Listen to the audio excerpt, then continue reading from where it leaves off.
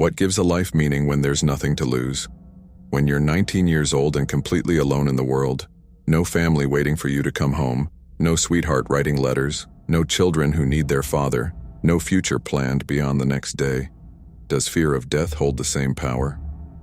Can you be brave when there's nothing at stake except your own life?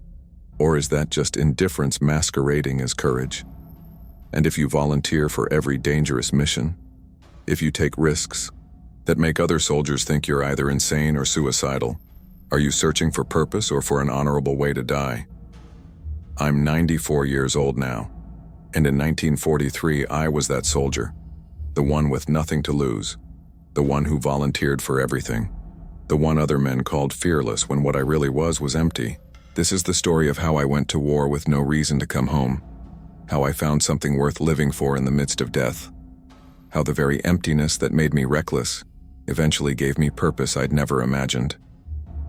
My name is Thomas Edward Sullivan, and I became a soldier not because I wanted to serve my country or stop fascism or defend democracy, but because I had nowhere else to go and nothing else to do.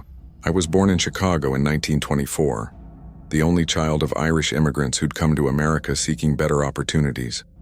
My father worked in the stockyards, my mother took in laundry, and we lived in a cramped tenement on the south side with barely enough money to survive. It wasn't much of a life, but it was stable, and I had parents who loved me even if they couldn't give me much else. But that stability shattered when I was 16. My father was killed in an industrial accident at the stockyards, crushed by machinery that should have been better maintained. The company paid nothing, offered no support, just replaced him with another desperate worker, and forgot he'd ever existed. My mother tried to keep going, tried to support us with her laundry business, but she'd never recovered her health after coming to America, and the stress of my father's death and the financial pressure broke her. She died of tuberculosis 6 months later, died in the charity ward of Cook County Hospital with me holding her hand, apologizing for being unable to save her. At 17, I was completely alone. No family, no relatives I knew of, no support system of any kind.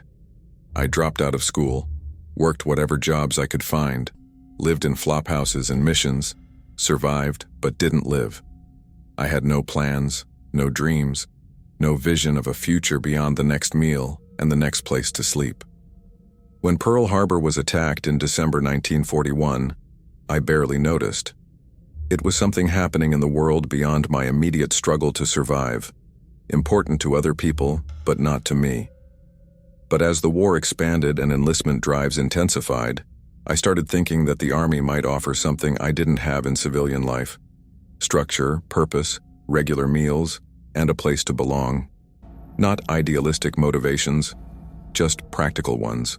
And if I happened to get killed in the war, who would care? Who would mourn? Nobody. I had nothing to lose, and that made military service less frightening than it was for men with families and futures. I enlisted in March 1942, lied about my age since I was only 17, and went through basic training at Fort Benning, Georgia. The training was brutal, designed to break you down and rebuild you as a soldier, but I found it easier than civilian life had been. Regular meals were a luxury after months of near starvation. A bunk in a barracks was better than a flophouse. The structure and routine were comforting after the chaos of being homeless, and I didn't care about the hardship and danger everyone else complained about. Didn't fear death or injury the way soldiers with families did. What did I have to go home to? Nothing. So I threw myself into training with an intensity that other recruits thought was either dedication or insanity. I volunteered for everything, pushed myself harder than necessary, took risks that made instructors both impressed and concerned. After basic training, I was assigned to the 45th Infantry Division and shipped to North Africa in June 1943, part of the buildup for the invasion of Sicily. We landed in Sicily on July 10, 1943, in Operation Husky, my first combat experience. Most of the men in my company were terrified during that first battle, and reasonably so. Combat is terrifying, the noise and chaos and death everywhere, enough to break anyone's nerve. But I felt strangely calm, almost detached. I followed orders, shot at the enemy, advanced when told to advance, and felt nothing except maybe mild curiosity about whether I'd survive. The fear that consumed other soldiers, the desperate desire to survive and get home to their families, didn't affect me because I had no family to get home to. Other soldiers were fighting for something beyond themselves. I was just going through motions, fulfilling a role, killing time until time killed me. My lack of fear got noticed quickly. When we needed someone to scout an enemy position, I volunteered. When we needed someone to cross open ground under fire, I volunteered. When we needed someone to clear a building that might be booby-trapped, I volunteered. Not because I was brave, but because I didn't care if I died. The distinction is important. Bravery is acting despite fear. I wasn't afraid, which isn't the same thing. My platoon sergeant, a tough career soldier named Barnes, pulled me aside after about a week of combat and asked me directly, "Sullivan, are you trying to get yourself killed? Because it looks like you've got a death wish and that makes you dangerous to have around." I told him honestly that I wasn't trying to die. I just wasn't trying not to die either. I had no one waiting for me, no reason to be careful, no future worth preserving. He looked at me for a long moment, then said something I didn't understand at the time. "That's the saddest goddamn thing I've ever heard, son. A man your age should have something to live for. You better find something before this war finds you." We fought through Sicily and then landed in Italy in September 1943, part of the invasion at Salerno. The Italian campaign was brutal, fighting up the mountainous spine of Italy against German forces that defended every ridge and river crossing with fanatic determination. The advance was measured in yards per day, cost thousands of casualties, and seemed endless. We'd take a position, the Germans would counterattack, and we'd barely hold it. Then we'd advance to the next position and repeat the process. Monte Cassino, Anzio, the Gothic Line, battles that stretched through 1943 and into 1944, a grinding war of attrition that consumed entire divisions.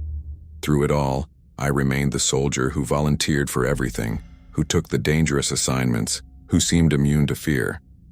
I became valuable to my company, the go-to guy for missions that required someone who wouldn't freeze up, who'd get the job done regardless of danger.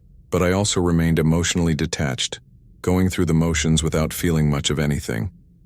I wrote no letters because there was no one to write to. I received no letters because there was no one to write me.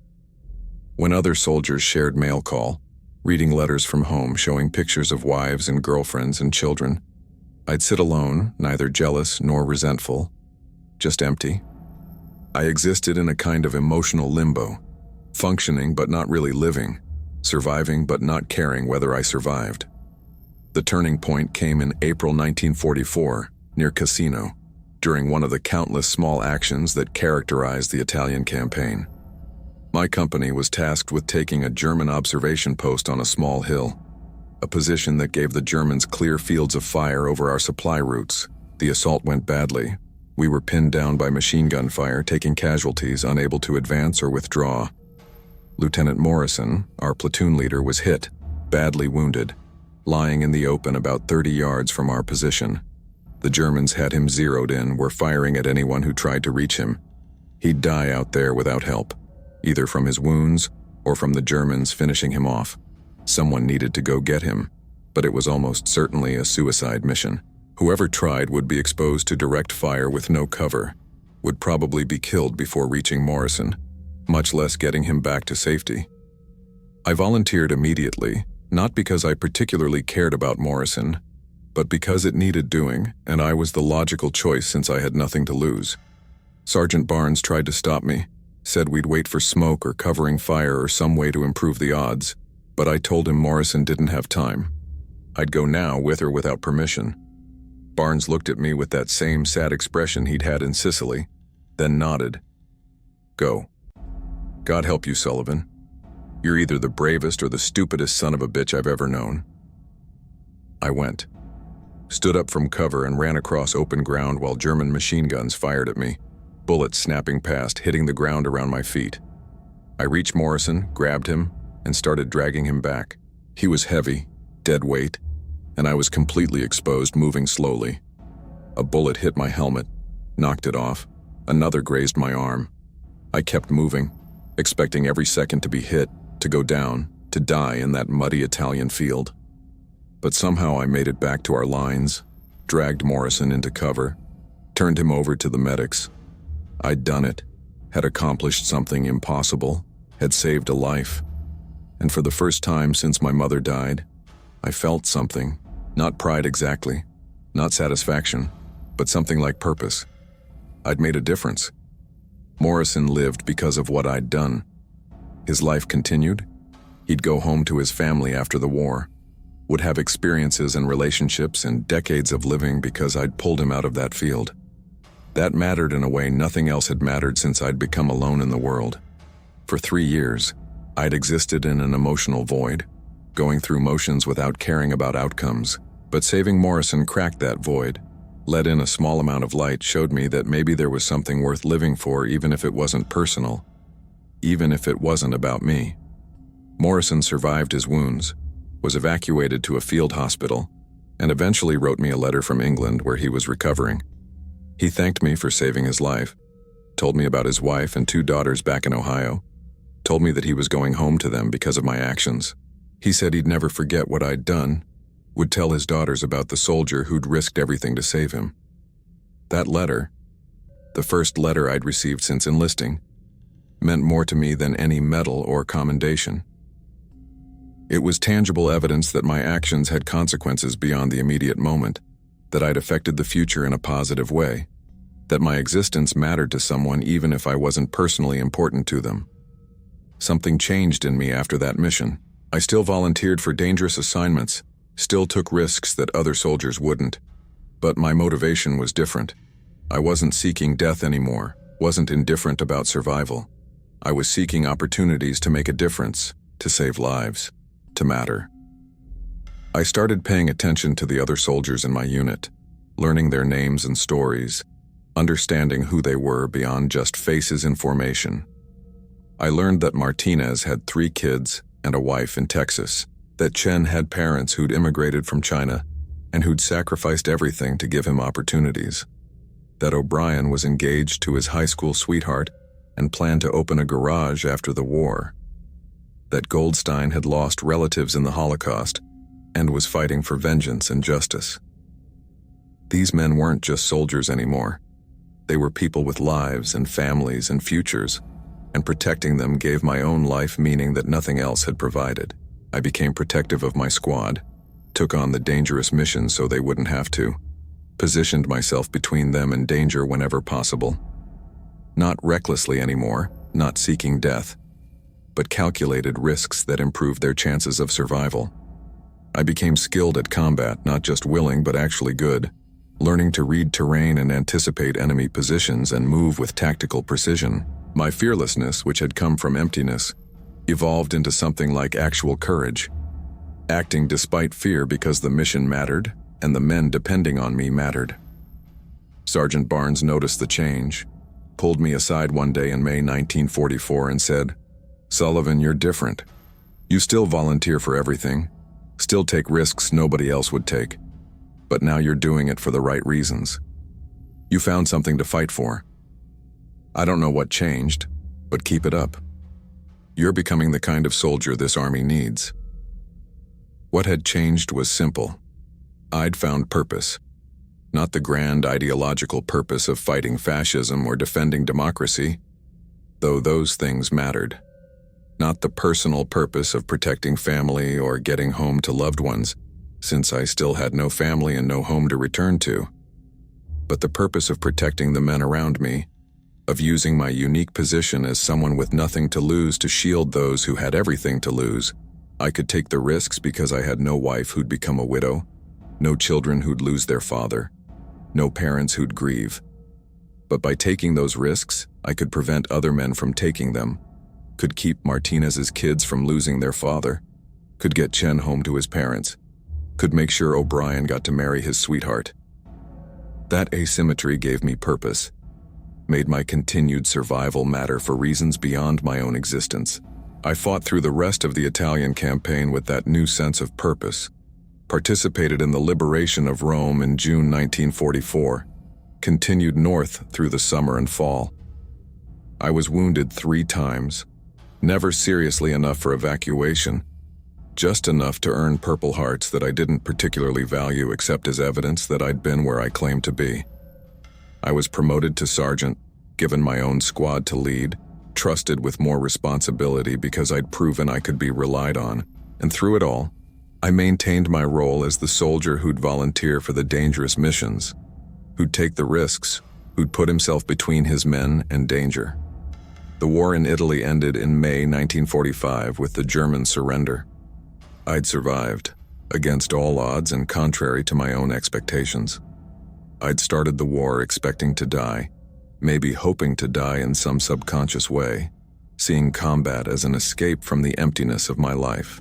But I'd found something in the war that I'd never found in peace. Purpose, meaning, a reason to live that transcended my own existence. It wasn't the purpose I'd have chosen if I'd had a choice. Wasn't the idealistic vision of service and duty that motivated other soldiers. It was something more pragmatic, more transactional but no less real. I mattered because I could protect people who mattered to others, could use my unique position to preserve lives and futures and families. Coming home after the war was harder than fighting had been. I had no home to return to, no family waiting, no girlfriend to marry, no pre-war life to resume. I was 21 years old with no skills beyond killing and survival, no education beyond 10th grade, no prospects. The Army offered me a chance to re-enlist, to make military service a career, but I declined. I'd found purpose in protecting my men during wartime, but that purpose didn't translate to peacetime military service. I needed something else. Needed a way to continue making a difference. I ended up using my GI Bill benefits to finish high school and then to go to college, the first person in my family to do so.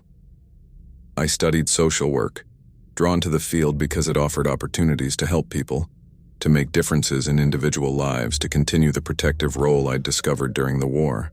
After graduation, I worked for Veteran Services, helping returning soldiers navigate the transition to civilian life, connecting them with resources, protecting them from a system that often failed to provide adequate support.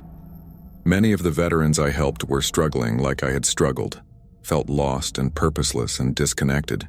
I could relate to them in ways social workers with normal backgrounds couldn't, could speak from experience about finding purpose after trauma, could guide them because I'd walked the same path. I worked in veteran services for 35 years, helped thousands of veterans rebuild their lives. I married late at 32, met a woman named Eleanor, who was also a social worker, who understood my background and my commitment to the work. We had 2 children, gave them the stable family life I'd never had, created the home and connections I'd been without during my crucial formative years. I built a life that would have been unimaginable to the 19-year-old orphan who'd enlisted with nothing to lose, created meaning and purpose and connections that filled the emptiness that had defined my youth. But I never forgot where that purpose came from. Never forgot that I'd found meaning in the midst of death and chaos, that the war had given me something I'd been unable to find in peace. That's a complicated feeling. Being grateful for a war that killed millions, that destroyed countless lives, that caused suffering beyond measure. But for me personally, the war was transformative, was the crucible that forged purpose from emptiness, that taught me I mattered not for my own sake, but for what I could do for others. Looking back from 94 years old, I understand that my wartime experience was unusual, perhaps unique. Most soldiers went to war with strong reasons to survive, with families and futures they were fighting to return to. I went with nothing, expected nothing, and found everything. The emptiness that made me fearless also made me available for a kind of purpose that soldiers with families couldn't pursue.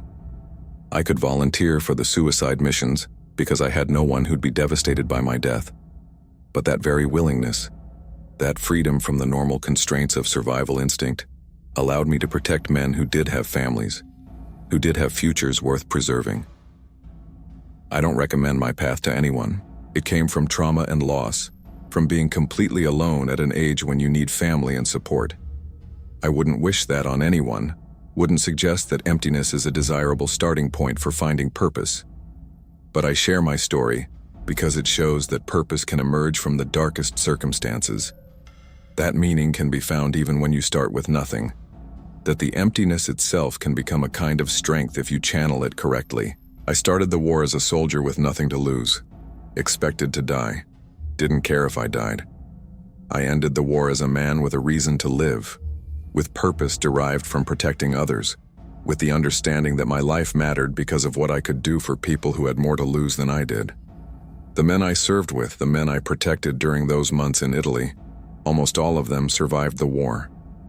Martinez went home to Texas and his 3 kids. Chen went home to his parents in San Francisco. O'Brien married his sweetheart and opened that garage he'd dreamed about. Goldstein became a rabbi, dedicated his life to preserving the memory of Holocaust victims. They lived full lives, raised families, contributed to their communities, created legacies that extended far beyond their own existence. And I played a small part in making that possible, used my unique position as someone with nothing to lose to ensure they didn't lose everything. That's what gives me satisfaction looking back, not the combat or the medals or the recognition, but the knowledge that I made a difference in individual lives, that families remained intact because I'd been willing to take risks others couldn't take. I'm 94 years old now, and my time is limited. Eleanor died 5 years ago.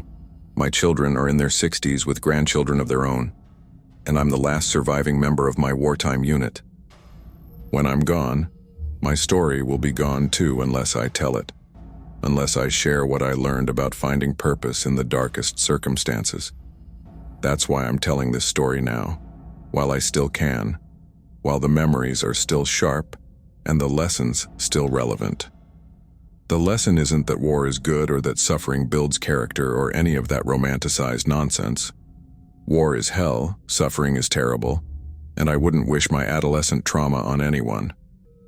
But the lesson is that purpose can emerge from emptiness, that meaning can be found even in the worst circumstances, that the very things that seem like weaknesses or deficits can become sources of strength if you channel them correctly.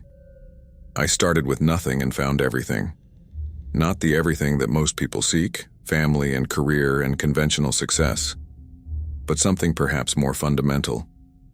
A reason to exist, a way to matter, a purpose that justified continuing to draw breath.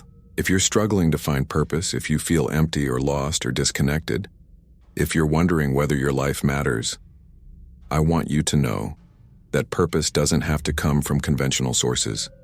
It doesn't have to be about family or career or personal achievement. It can be about service, about protecting others, about using whatever unique position you have to make a difference in other people's lives. That was my path, from emptiness to purpose through service, and it sustained me through war and through 70+ years of civilian life afterward. Your path will be different, but the principle remains. You matter because of what you can do for others, because of the difference you can make, because your actions have consequences that ripple outward in ways you may never fully understand.